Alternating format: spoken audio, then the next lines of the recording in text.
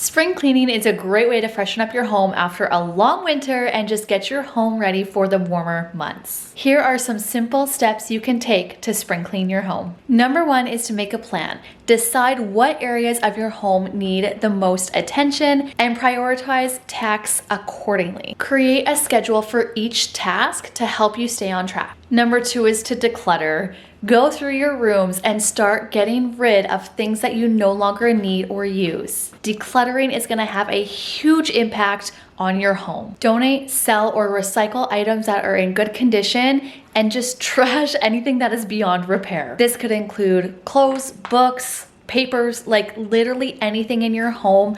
I know there's probably a solid 20 things in your house right now that you could just throw in the trash. That is not helping you or your mental space. So just get rid of it. If you need some decluttering motivation and don't know where to start, I recommend heading over to my Messy to Minimal series here on this channel and getting the decluttering motivation that you need and just kind of where to start. I launched it back in January. There is, I think, 5 or 6 episodes and it was so good. And again, highly encourage you to go check that out for some ultimate motivation. One thing to remember when it comes to clutter is it takes up space, literally and mentally. I know that everyone's idea of minimalism is different, but nobody can tell you what the right amount of items to have in your home is. So it's different for you, it's different for me, it's different for everyone.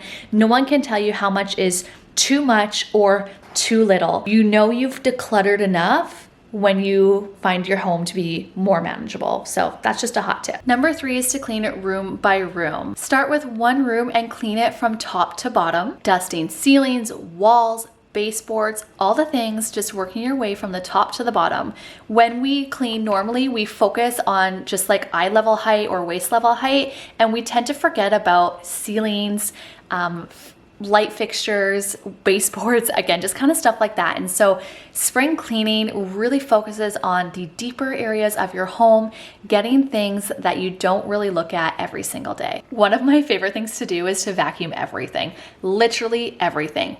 Walls, baseboards, all the things. Use your attachments that came with your vacuum. Literally, you will be using your vacuum to its fullest potential. You can vacuum anything and everything. Hot tip from a professional cleaner. With that being said, it is just less overwhelming to focus room by room rather than like your whole spring to-do list at a time. And so this is a really good tip if you are someone who gets overwhelmed by spring cleaning your home. The next one is to dust your home. So once you've decluttered, it's now time to dust. When it comes to spring cleaning, it's really great to just get caught up on the accumulation of dust that has just taken over your house. So this includes dusting of everything from shelving to, again, baseboards, picture frames, furniture. Like, think of the areas in your home that are often forgotten about. Again, light fixtures. They accumulate so much dust. It is insane. And your blinds. Blinds are the bane of my existence. Not gonna lie. But unfortunately, they have to be cleaned. So if you have California shutters, you can just take a cloth and literally dust them, wet wipe them, wet dust them. It truly depends how much is on there will determine whether you dry or wet dust. And I do have an Instagram post that I talked about that in, which I highly recommend going and visiting if that's something that you're struggling with.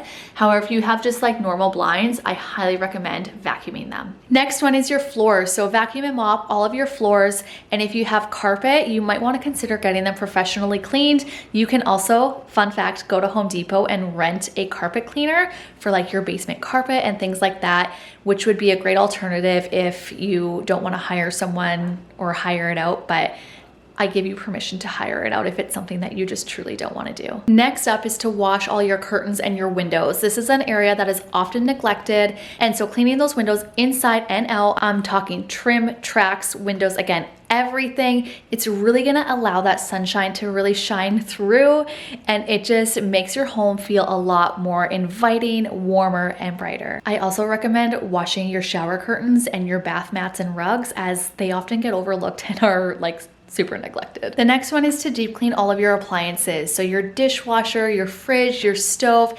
Don't forget about your washer and dryer. I'm talking cleaning the exterior and the interior. And if you want a video on how to actually deep clean those appliances, let me know down below and I would be more than happy to share that with you guys. Cleaning and taking care of these just allow your machines to actually work more efficiently and effectively. And again, maintenance is key in terms of keeping your home up to date, keeping things working, and just making your house look beautiful for the years to come. Furthermore, if you can keep up on it and maintain it, you'll actually end up doing a lot less cleaning in the long run. So it's a win-win situation. Next up is your furniture. Dust and clean all of your furniture, from your couches, your table legs, your chairs. Everything gets so bad.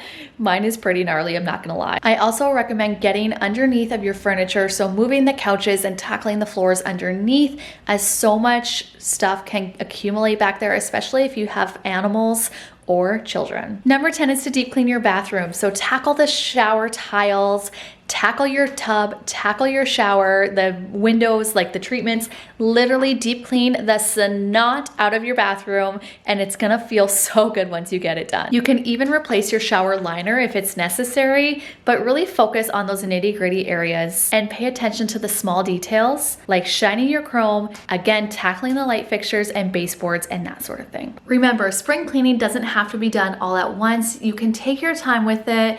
Literally take a couple weeks, break it up into more manageable tasks so that it's not as overwhelming for you. By following these tips, you can ensure your house is gonna feel fresh and just looking great, again, for the warmer months and the spring season. Make sure you are subscribed for more cleaning and homemaking hacks. If you found this video helpful, you can share it with a friend. I would greatly appreciate it. And if you enjoyed it, I know you're gonna love this video. I will put it on the screen here. Thanks for watching, and we will see you guys in my next one. Happy cleaning!